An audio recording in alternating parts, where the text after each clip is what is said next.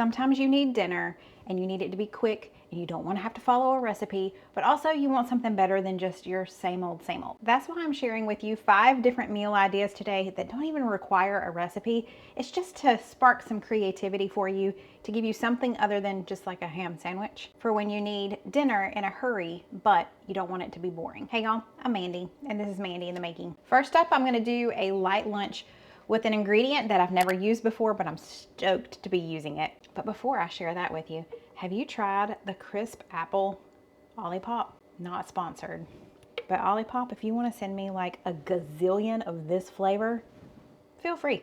This is the best flavor there is. And grape is a very close second, but this crisp apple, it's like apple juice with a little bit of a kick. It's so good. Okay, moving on. For this first recipe, we're making like a kind of like an open face sandwich, but it's vegetarian, and we are using whipped feta. My life just got so much better when I learned about whipped feta. You can make it yourself, apparently. I just add some olive oil and some feta and just blend it together. That's great. But my grocery store had this one. It's the cucumber dill. Oh, it's topped with dill. Do you see that? I'm so excited to use this. We gotta do the sniff test, you know? Get in my belly. Okay, I'm stoked about this. So let's do it. You need some crusty bread for this. I had to buy, this is a very sad day, let me just tell you. I thought I had one more loaf of sourdough in the freezer from Wild Grain. I'll be getting another shipment from Wild Grain pretty soon. However, I didn't have any. That was a very sad day. So I bought a half loaf of sourdough from my grocery store, but we're gonna toast that just so it's nice and warm and crispy. Better make one for Steven too, because he'll never forgive me if I don't. And to go, obviously we're gonna spread the whipped feta on top, but then we're gonna put some veggies on top of that. You can saute these, you can roast them in the oven, however you wanna do. I'm just gonna throw them in a skillet on the stovetop to kind of toast them up, saute them. But what makes this so quick and easy is the fact that I got this tri-colored pepper and onion medley in the frozen section, so I don't have to cut up fresh veggies. If you want to, do it. But I'm trying to make this quick. I'm heating this little skillet to about medium high. I don't need a lot because it's just for 2 slices of bread. You could add water to that to kind of steam them, but I'm gonna add some of this Tuscan herb infused olive oil. Not a lot, just a little sprinkle. That'll help saute them. They are coming along quite nice. I'm gonna add just a little bit of salt, and we're gonna add a little bit of pepper too.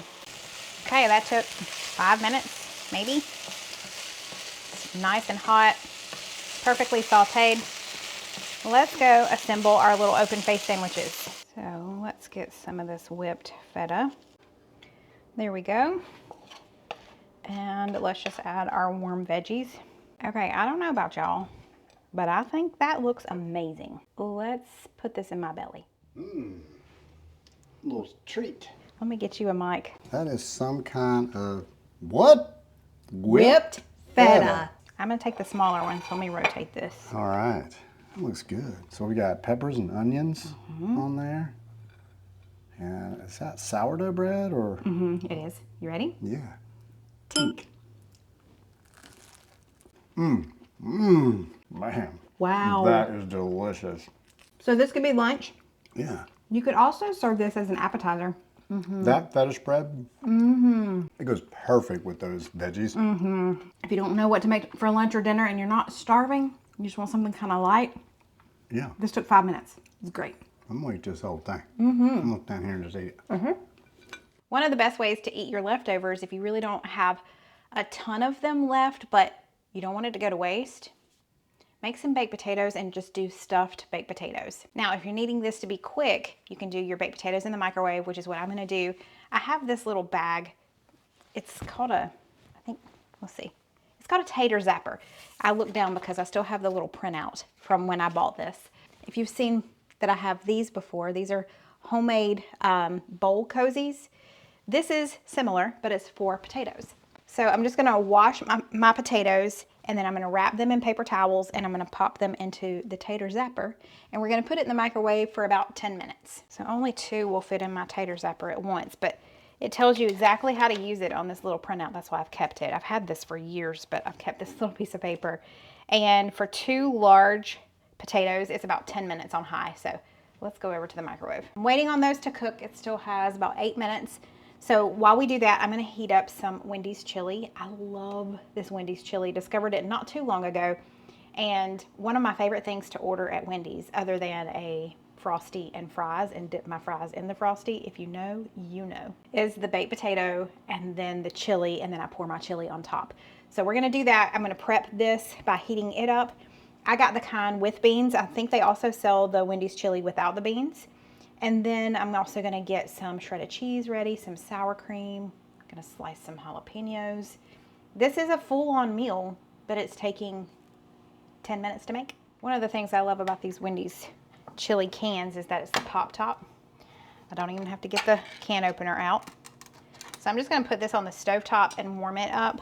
It seems like every time I've needed shredded cheese lately, my cheese shredder is in the dishwasher. And I don't wanna take it out, so here we go again. I'm gonna use this microplaner because I don't need a lot of cheese since I'm only doing 2 baked potatoes. This is not the best method to shred your cheese, but you gotta do what you gotta do. Ta-da! You could do some green onion if you don't want a lot of spice, but in this household we love some jalapeno. So I'm just gonna thinly slice some fresh jalapeno. Okay, that should be enough. Our taters just came out. You gotta be careful. They are nice and hot.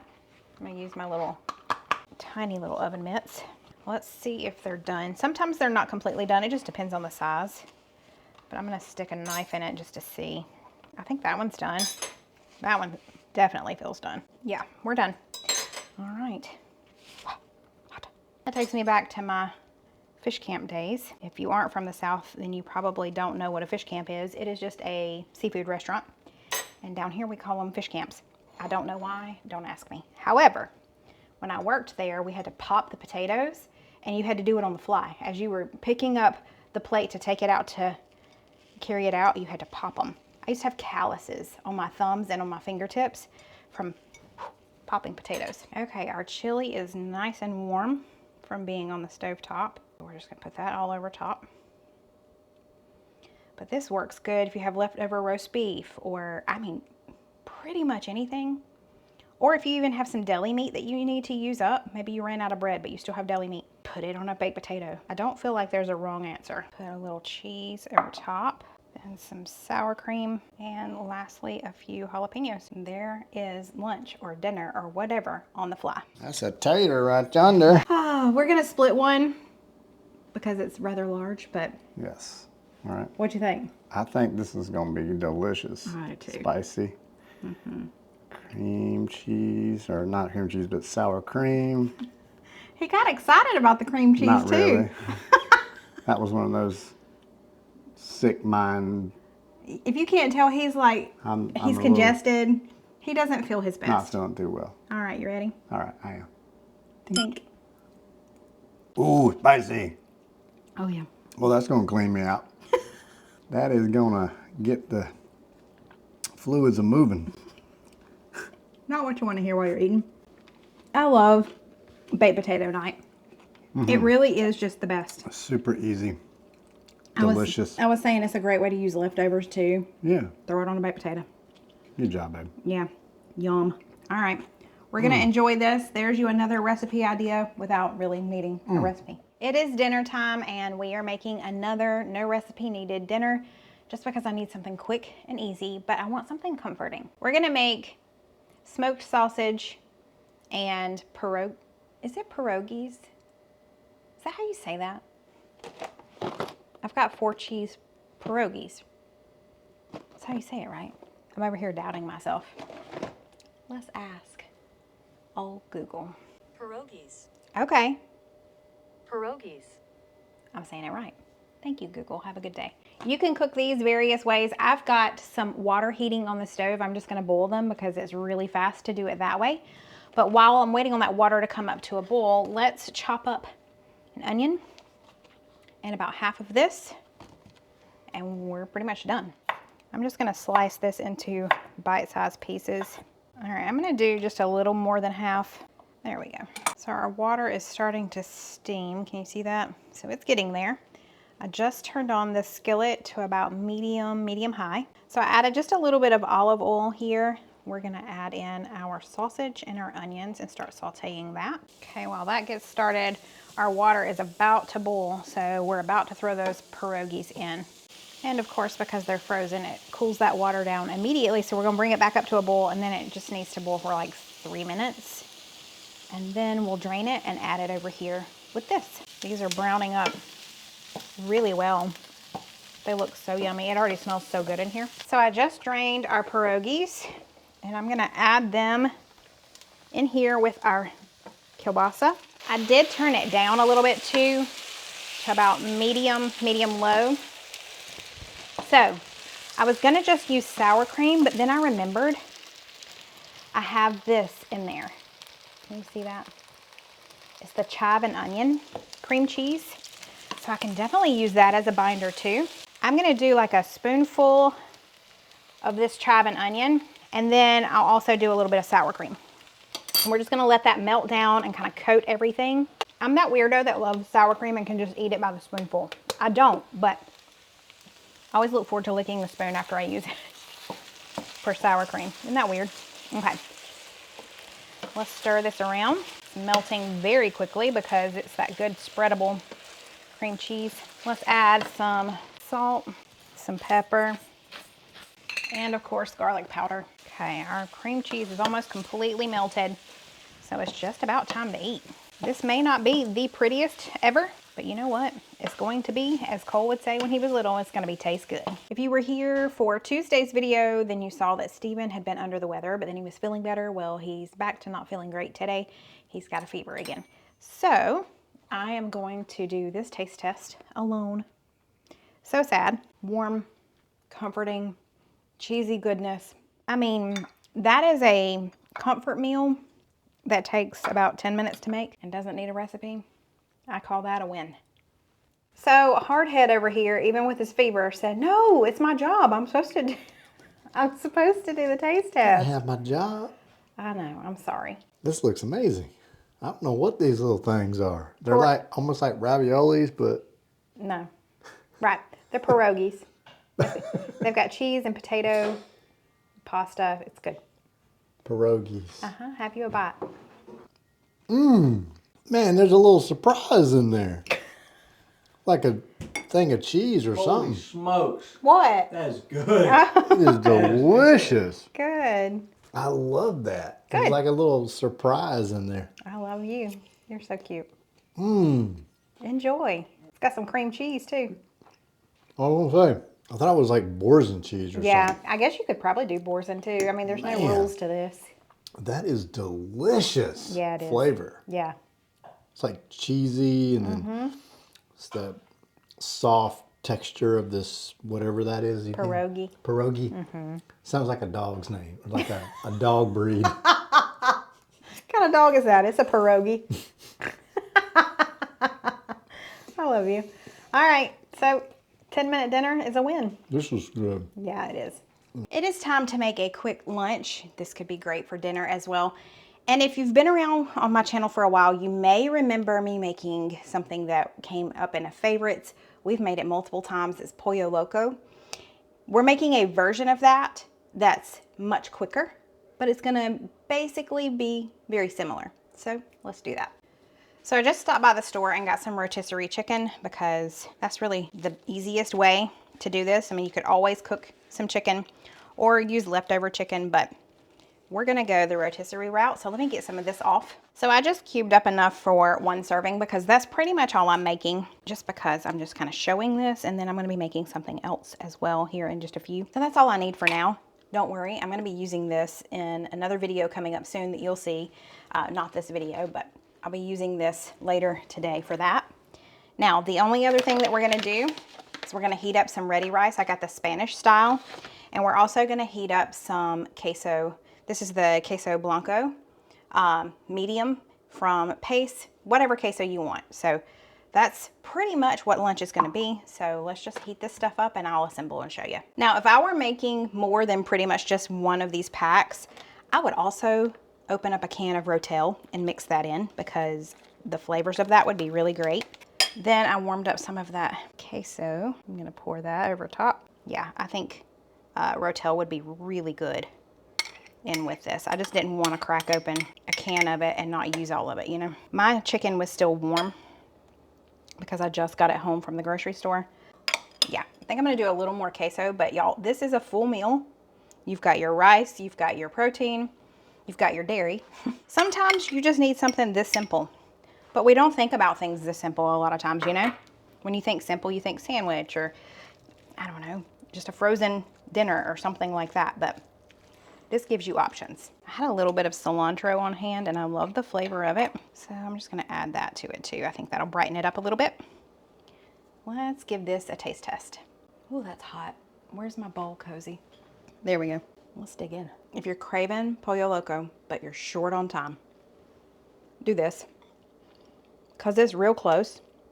I like the other version better. If you're short on time, but you want something like this, it's so warm and comforting. This took 5 minutes. Mr. Congestion has walked into the room. I have. Bless your heart. I'll be all right. I'll make it. Ain't that good? That is delicious. Mexican rice. There's some cheese in this too. Mm-hmm. Cheesy. A little bit of spice now. Mm-hmm. Very good, babe.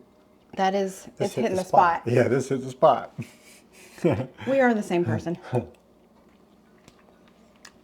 You and your cold hands. Baby. Don't ask me why. I always ask him why he's cold. I'm going through hormonal changes, so I'm hot all the time. So I keep this house pretty cold. This poor man shivers 24/7. I'm froze to death. All right. Thank you, babe. You're welcome. Enjoy. Another favorite dinner of ours is egg roll in a bowl.